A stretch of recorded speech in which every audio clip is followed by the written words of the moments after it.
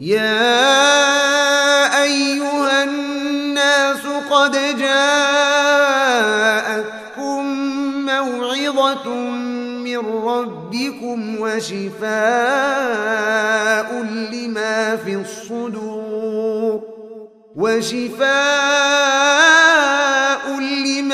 الصدور وهدى ورحمة للمؤمنين. قل بفضل الله وبرحمته فبذلك فليفرحوا هو خير مما يجمعون.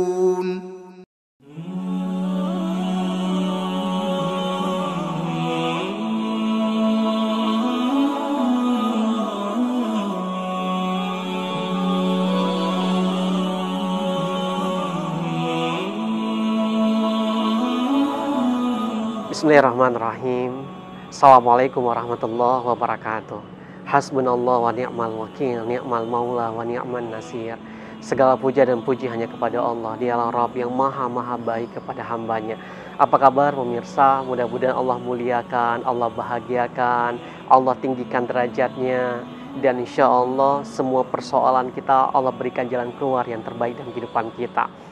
Sahabat semuanya, siapa yang tak pernah merasakan persoalan dalam hidupnya? Saya, Anda, kita semua pasti pernah merasakan persoalan-persoalan dalam hidupnya.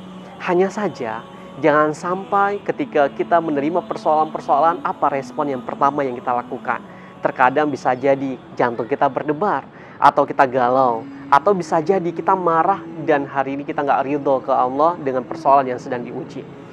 Saya teringat sebuah kisah, dan ini dialami oleh sahabat saya berapa bulan yang lalunya. Suatu ketika sahabat semuanya, teman saya waktu itu dapat mobil gratis. Masya Allah, dahsyat, keren banget teman-teman. Waktu itu dia beliau kontak ke saya, bilang, "Yud, makasih ya saya dapat mobil gratis nih, karena keajaiban dari magnet rezeki." Spontan saya mengatakan gini, "Wah, kebetulan nih saya ada jadwal ke Padang, boleh nggak antarin saya ke bandara?" Dalam perjalanan ke bandara, teman-teman semuanya, Masya Allah, saya cuma bilang gini, "Bang, kalau nanti mobil abang ditabrak sama orang, abang nggak boleh marah deh." Kawan saya shock, "Kenapa nggak boleh marah, Yud? Kan jalan saya benar, kenapa nggak boleh marah? Pokoknya nggak boleh marah kalau ingin mendapatkan keajaiban." Siap. Nah, sampai di bandara, saya turun dan teman saya pulang.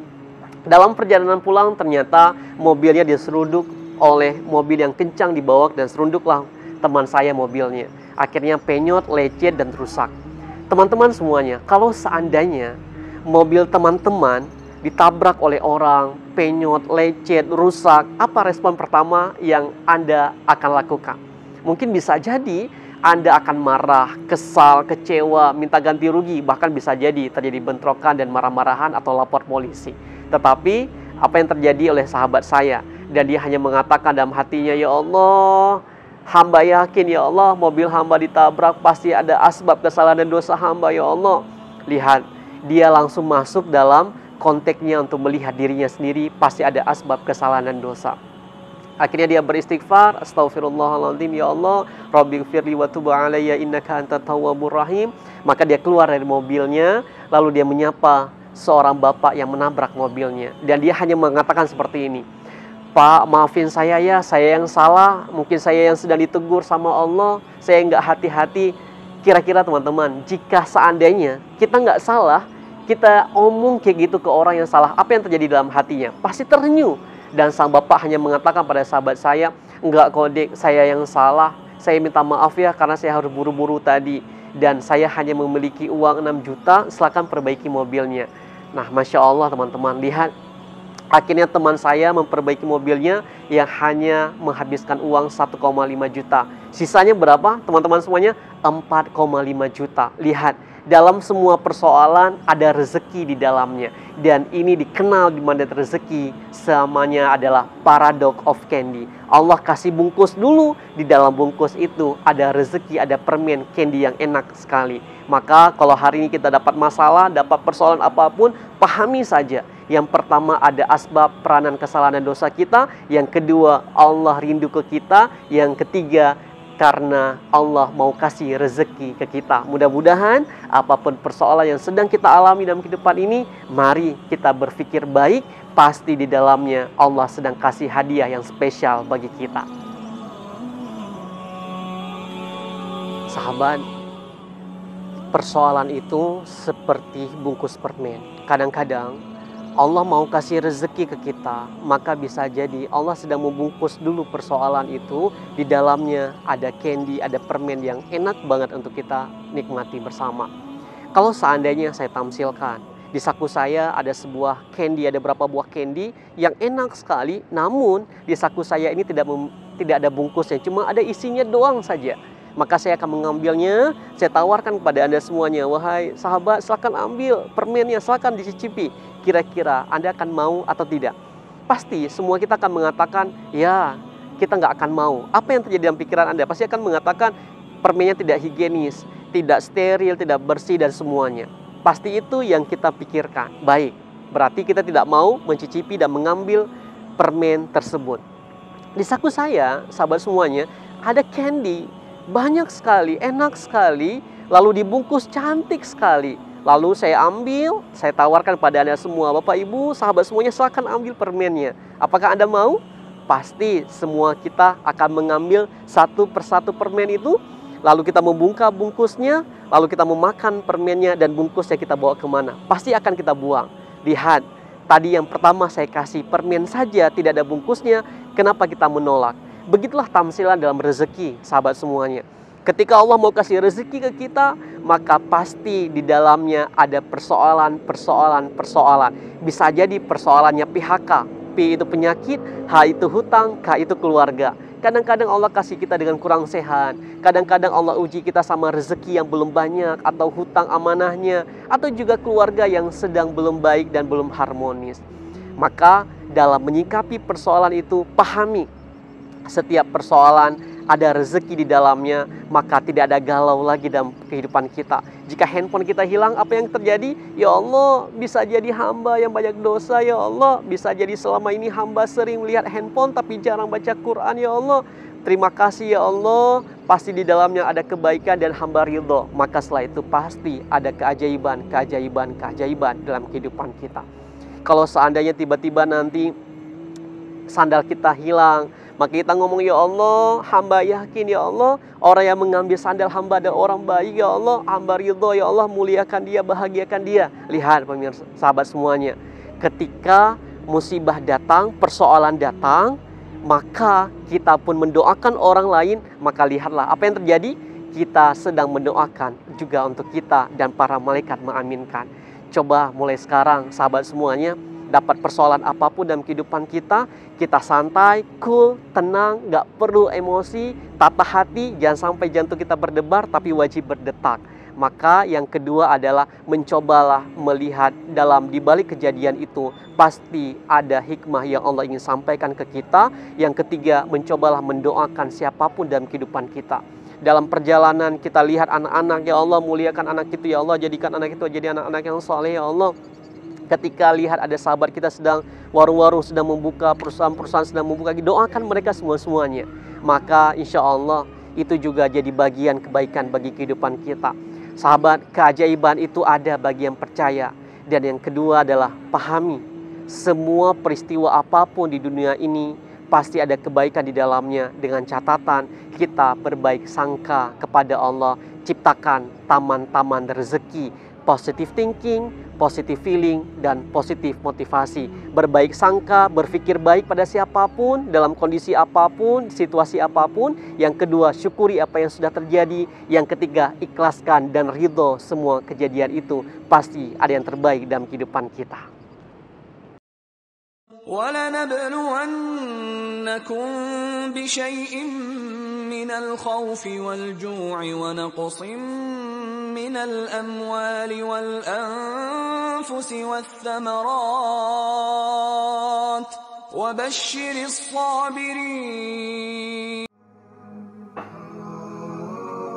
Dan sungguh akan kami berikan cobaan kepadamu dengan sedikit ketakutan, kelaparan, kekurangan harta, jiwa, dan buah-buahan. Dan berikanlah berita gembira kepada orang-orang yang sabar.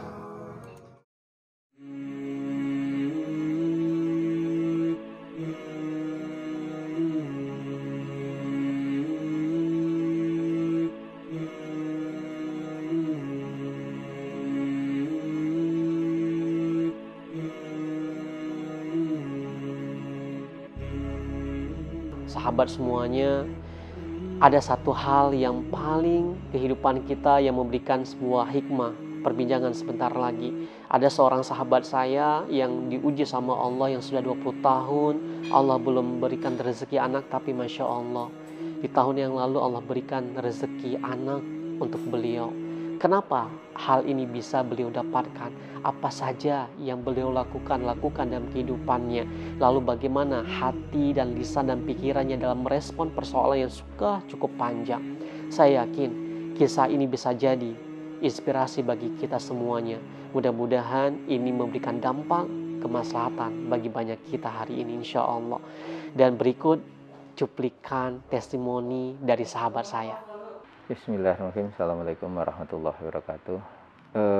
Pengalaman ini memang sangat luar biasa buat saya. Namun tidak menutup kemungkinan di antara yang mendengar berpikir lain. Yang jelas saya hanya ingin menceritakan keajaiban yang saya terima, dan saya yakin keajaiban itu ada. Saya hanya cerita tentang keajaiban yang pernah bareng-bareng kami alami berdua. Ada satu cerita yang buat saya tidak akan terlupakan seumur hidup saya. Ada satu ibu-ibu yang hadir ke depan Pak Ustadz Maryudi dan menyampaikan persoalannya. Dalam cerita tersebut Pak Ustadz menyampaikan, jangan ceritakan ke saya, jangan ceritakan ke hadirin yang lain. Silahkan ceritakan saja kepada Allah. Silahkan dibuka, ini ada Al-Quran, dan yakini saja dengan apa yang ada di persoalan tersebut, sampaikan. Nanti insya Allah akan kebuka persoalan tersebut. Dalam kesempatan tersebut saya juga yakin betul bahwasannya saya punya keinginan besar, namun saya tidak hadir ke depan, dan saya berdoa, ya Allah, tolong bukakan apa yang menjadi persoalan saya lewat ibu itu. Ternyata ibu itu membuka lembar demi lembar Al-Quran dan berhenti pada satu titik. Begitu dibuka, ternyata titik tersebut adalah, saya ingat betul, Surah Maryam ayat 4-6. Begitu Pak Ustadz Maryudi menyampaikan untuk coba dibaca artinya, saya coba rekam di situ. Rekaman saya, karena saya yakin ini menjadi satu keajaiban saya. Dan ternyata betul keajaiban itu terjadi. Detik itu juga saya menyaksikan seorang ibu yang membuka lembar Al-Quran, dan Allah mengizinkan apa yang menjadi persoalan saya dibuka di hari itu lewat ibu tersebut. Saya nggak cerita ke siapapun, saya hanya nangis terseduh-seduh. Saya mendengar, saya ikuti acara tersebut sampai selesai, yang mana di situ diceritakan dalam surah tersebut dibacakan oleh Ustadz Maryudi bahwasannya memang surat Maryam ayat 4-6 yang dipegang oleh ibu itu, dan ditekankan oleh Pak Ustadz bahwasannya Nabi Zakaria berdoa bukan untuk pribadi, saya ingat betul di sana, namun untuk kepentingan umat selanjutnya nanti bagaimana, dengan tanpa lelah berdoa, dan alhamdulillah dijawab langsung oleh Allah, dan seterusnya dan seterusnya. Namun yang saya garis bawahi adalah keajaiban di hari itu terjadi di saya. Saya ingat betul di saat melewati jembatan gantung, karena itu di desa Agusen itu memang melewati satu jembatan gantung. Sebelum melewati jembatan itu Pak Ustadz ingat betul beliau menyampaikan, Pak, yakin deh di sini nanti di kampung ini akan ada keajaiban. Dalam batin saya menyampaikan, iya, keajaiban itu bukan di kampung ini Pak, keajaiban itu untuk saya. Tapi saya nggak cerita ke siapapun, hanya saya yakini saja ada keajaiban di sana. Singkat kata, sampailah pada satu titik, satu waktu yang ditunggu. Alhamdulillah, saya mendapatkan rezeki seorang putra yang sehat jasmani, rohani, dan mudah-mudahan juga menjadi kebanggaan baik ayah ibu ataupun juga nusa dan bangsa dan khususnya agama. Mudah-mudahan secara keimanan saya juga bisa memberikan apa yang menjadi tanggung jawab amanah ini untuk mendidik dia sampai besar nanti semampu dan mudah-mudahan sesuai dengan kaidah yang ada. Secara keimanan, keislaman bisa terjaga di sana.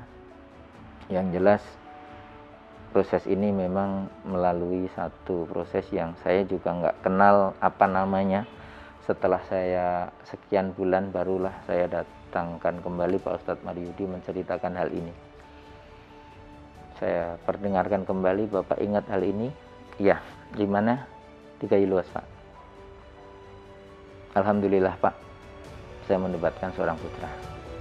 Laki-laki, sehat, dan alhamdulillah sekarang sudah hampir 2 tahun. Di bulan Juli besok dia 2 tahun. Secara perkembangan ya alhamdulillah saya ikuti dari hari ke hari, setiap saat. Ya mudah-mudahan sih masih terjaga dengan semuanya, karena secara kesehatan, secara perkembangan fisiknya juga normal. Kalau di ngomong anak bandel sedikit ya lumrah. Di saat kita sholat bareng-bareng berjamaah, dia sibuk untuk naik ke punggung, itu ya lumrah. Satu hal yang saya ingin ceritakan di sini, saya tidak menggarisbawahi yang lain. Yang jelas keajaiban itu memang buat saya yakini saya pernah mendapatkan keajaiban ini. Ya saya berharap dengan cerita ini nantinya siapapun yang memang ada persoalan, siapapun yang ada permasalahan, dengan yakin kepada Allah, kalau hitungan matematika kita nggak akan ketemu. Hitungan matematika kita nggak ketemu, namun Allah menjanjikan di saat kita meminta akan diberi. Dan yakini bahwasannya apapun yang diberikan itu yang terbaik. Karena kalau secara hitungan kita hitung matematika kita, mungkin yang kita harapkan adalah uang 1.000. Namun apakah memang dikasihnya 1.000? Belum tentu. Bisa jadi dikasihnya yang lain. Yang jelas saya hanya mengajak untuk semuanya, dengan suasana sekarang ini, dengan keprihatinan kita bersama dengan adanya COVID ini, bareng-bareng kita berdoa meminta kepada Allah untuk bisa lebih cepat diangkat, lebih cepat dihilangkan dari khususnya di Aceh dan Nusantara ini, Indonesia, lebih luas lagi di dunia, dengan harapan tidak ada penularan kembali di sana sini dan kita bisa hidup lebih normal lagi seperti layaknya kemarin. Sekilas mungkin itu dulu Pak Ustadz yang saya ingin ceritakan. Mungkin nanti bisa kita sambung kembali di lain waktu, Pak. Assalamualaikum warahmatullahi wabarakatuh. وأيوب إذ نادى ربه أني مسني الضر وأنت أرحم الراحمين فاستجبنا له فكشفنا ما به من ضر وآتيناه أهله ومثلهم معهم رحمة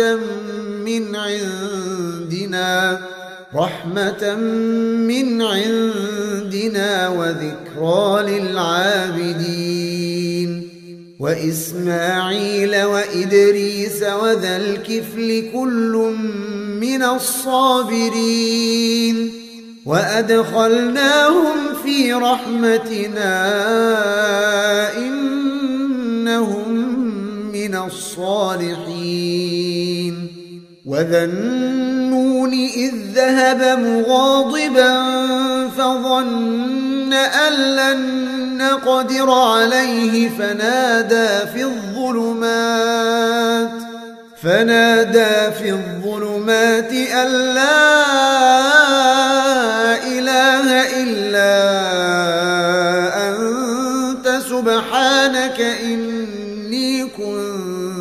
من الظالمين فاستجبنا له ونجيناه من الغم وكذلك ننجي المؤمنين وزكريا إذ نادى ربه رب لا تذرني فردا وأنت خير الوارثين فاستجبنا له ووهبنا له يحيى وأصلحنا له زوجه إنهم كانوا يسارعون في الخيرات ويدعوننا رغبا ورهبا وكانوا لنا خاشعين. Sahabat semuanya, tadi kita sudah dengar bagaimana kisahnya Bang Hadi. Sudah 20 tahun menikah, tapi Allah belum berikan rezeki anak. Tapi Masya Allah, di tahun yang lalu, di tahun 2018 Allah hadirkan rezeki anak. Padahal semua dokter objin pada masa itu sudah memvonis keluarga itu tidak memiliki lagi keturunan. Tapi bismillah, karena Allah dan salah satu wasilahnya Garputala, Allah hadirkan rezeki anak. Dan sekarang anaknya sudah berumur 2 tahun insya Allah. Nah, di sisi ini juga sebentar lagi kita akan dengar sahabat saya yang Masya Allah juga setelah pernikahannya selama 7 tahun, 8 tahun, Allah belum berikan rezeki anak, lalu Allah timpakan lagi berbagai ujian persoalan sampai sang suami, Allah hadirkan persoalan kecelakaan dan kakinya harus dioperasi. Namun di tengah-tengah ujian seperti itu beliau ridho, beliau bersabar dan Masya Allah ternyata di dalam persoalan itu Allah kasih rezeki berupa keturunan rezeki anak untuk keluarga mereka. Dan ini dikenal dimakan rezeki dengan paradox of candy. Apapun masalahnya itu hanya bungkus dan di dalamnya ada rezeki. Dan berikut kita akan dengarkan kisah sahabat saya memperoleh rezeki amanah anak dari Allah. Bismillah, sahabat, saya pengalaman dari kemarin tuh musibah di Tangerang. Alhamdulillah dari musibah itu Allah diuji saya kembali dengan keadaan kaki saya udah patah, bertimpa tangga, dan alhamdulillah kemarin tuh saya dikasih rezeki yang besar dari Allah. Sebuah hadiah yang luar biasa yang saya terima bersama istri. Hadiahnya seorang anak laki-laki. Alhamdulillah sampai sekarang dia berumur 7 bulan. Alhamdulillah dengan sehat jasmani dan rohani. Alhamdulillah sahabat, kita pun rezeki dikasih Allah dengan ujian. Alhamdulillah saya dengan 7 tahun menikah, alhamdulillah baru sekarang dikasih rezeki di tahun 2019. Alhamdulillah itu rezeki yang besar dari Allah. Apa aja persoalan yang Madi dapat sehingga Allah kasih rezeki itu Madi? Yang pertama saya dikasih musibah yang besar di luar Aceh. Itu musibah ditabrak sama orang dengan kaki yang patah. Alhamdulillah siap operasi, pulang ke Banda. Alhamdulillah tahu tanda-tanda istri hamil. Masya Allah. Itu pasca musibah itu? Musibah itu waktu di Banda Aceh. Pulang dari Jawa ke Banda Aceh, alhamdulillah dikasih rezeki hamil, dah tuh langsung 7 bulan, 8 bulan, 9 bulan operasi. Alhamdulillah dikasih rezeki yang hadiah luar biasa dari Allah. Masya Allah ya. Saya sudah 6 tahun baru diberi keturunan. Sebelum Allah berikan rezeki kepada kami, mungkin sedikit ada kegalauan dalam hati. Dikarenakan banyak juga dari omongan orang, kenapa sudah 6 tahun belum diberikan omongan. Ada juga omongan dari yang lain. Jadi kan kita dengan omongan dari tetangga, dari yang lain sedikit sedih gitu. Apalagi dengan umur kita sudah makin lama makin bertambah. Jadi alhamdulillah pas 6 tahun pernikahan kami dikaruniai saya mendengar kabar dikaruniai seorang anak. Kemudian pas 7 tahun pernikahan kami, lahirlah anak kami, Ziyad Umar Al-Hafi. Sempat sebelum saya hamil, ayah anak saya pernah mengalami kecelakaan, yaitu di Tangerang waktu ikut touring 2017.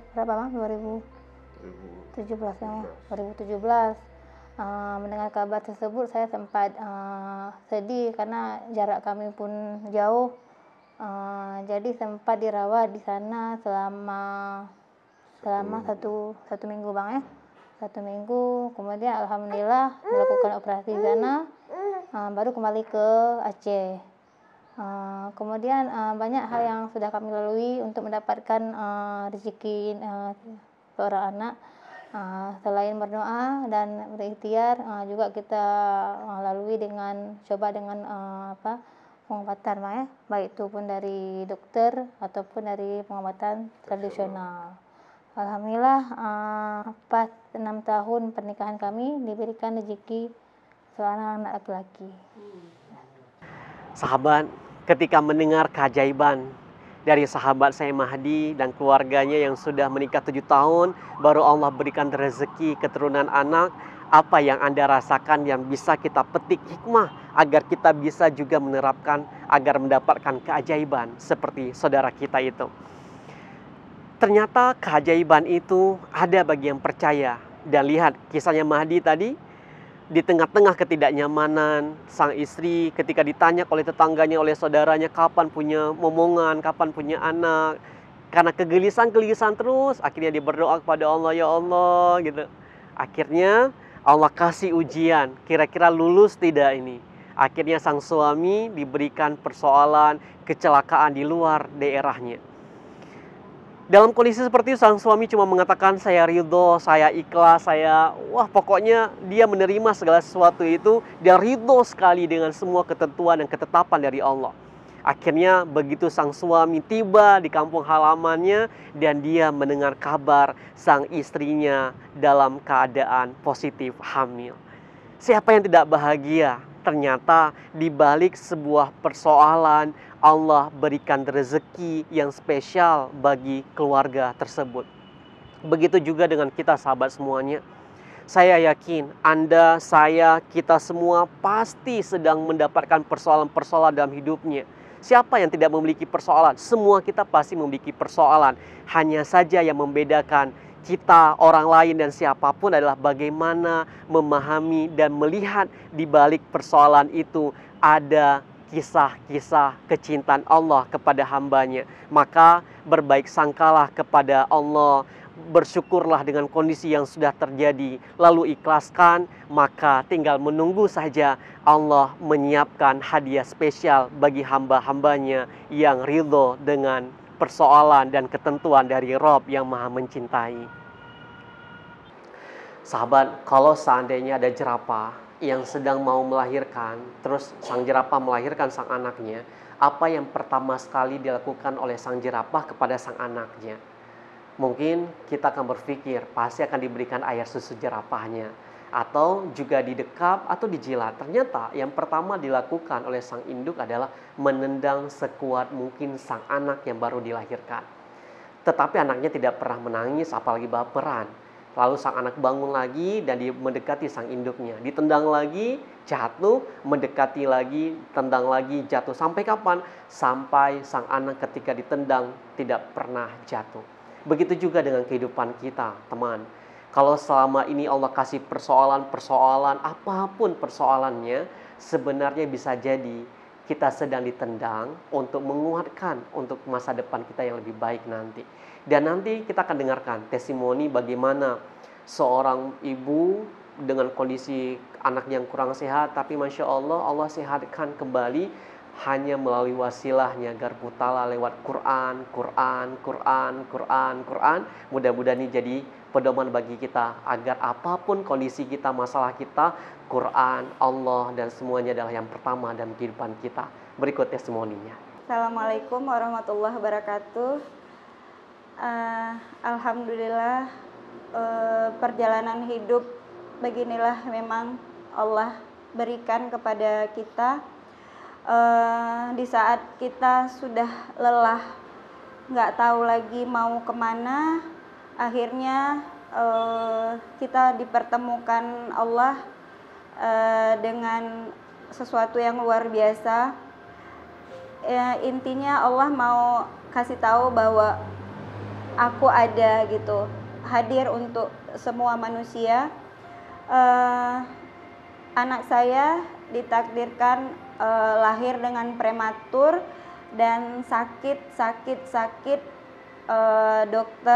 dokter sehingga melelahkan saya, sampai begitulah Allah memberi pelajaran kepada kita atas dosa-dosa yang telah kita lakukan.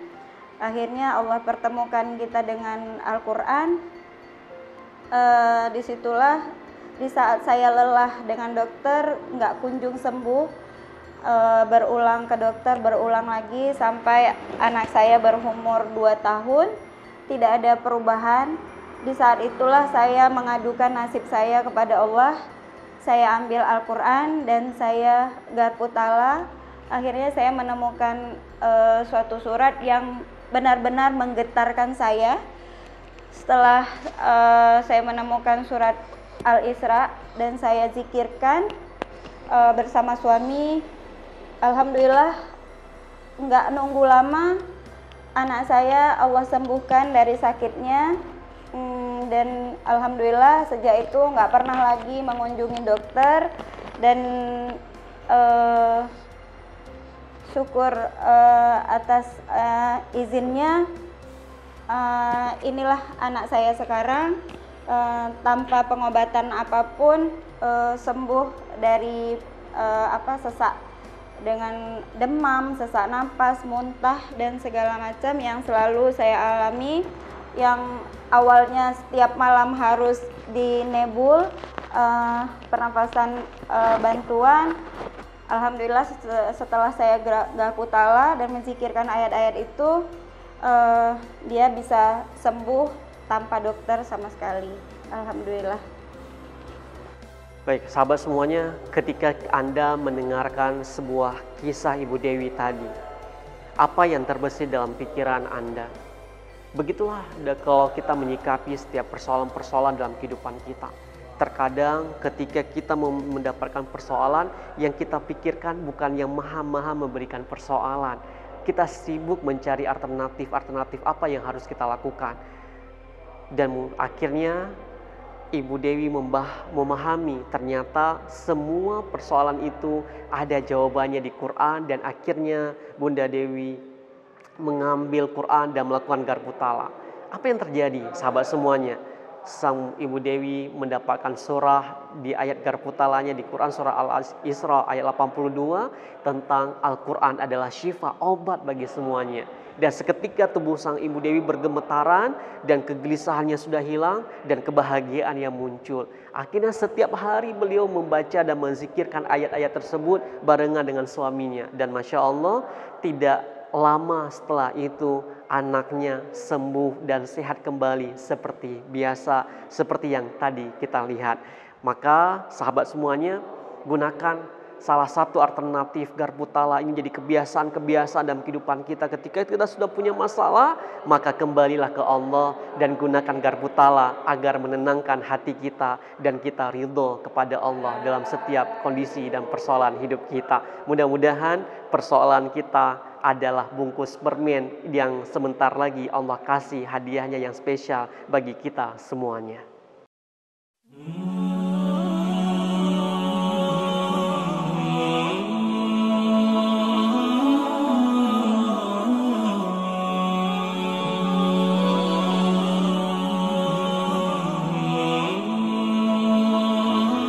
Sahabat, keajaiban itu dekat bagi setiap kita. Hanya bagaimana mampu untuk melepas perisai-perisai rezeki kita. Terkadang kita terlalu sering dan nyaman untuk membawa perisai-perisai rezeki kita. Karena keegoan kita, karena kesombongan kita, karena ingin merasa benar, akhirnya kita terus membawa perisai-perisai rezeki kita. Akhirnya keajaiban tidak akan pernah terjadi dalam kehidupan kita. Maka cobalah untuk belajar melepaskan perisai-perisai rezeki kita. Lisan kita tidak ada lagi membicarakan aib-aib siapapun. Yang ada adalah apa? Melihat dan terus introspeksi diri untuk meminta ampun kepada Allah, karena kita adalah manusia yang punya potensi kesalahan.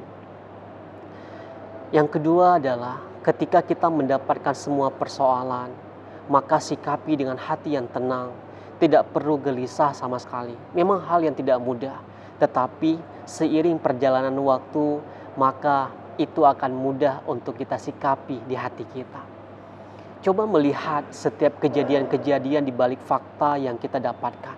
Kalau seandainya terjadi kecelakaan, mobil kita penyok, lecet, apapun itu, maka katakan, kenapa jalannya besar, mobilnya banyak, motornya banyak, kenapa yang kena harus saya, kenapa nggak ada orang lain aja?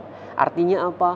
Allah sedang mengirim sesuatu ke kita. Bisa jadi ada asbab kesalahan dan dosa kita. Bisa jadi juga Allah sedang rindu agar kita terus mendekat kepadanya. Dan yang ketiga, bisa jadi karena Allah sedang ingin memberikan hadiah yang spesial bagi kita.